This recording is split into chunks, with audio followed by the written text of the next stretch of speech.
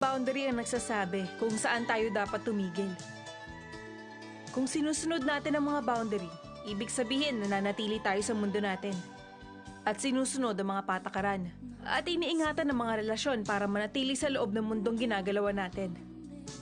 Ibig sabihin, kung hindi tayo lalampas sa boundary, hindi natin malalaman ang tungkol sa ibang mundo, ibang mga patakaran, at iba't ibang klase ng mga relasyon.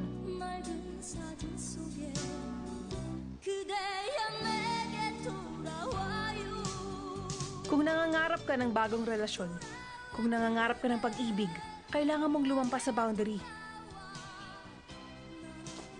Kung hindi ka lalabag sa patakaran, hindi mo makakatuluyan ang taong gusto mong makasama.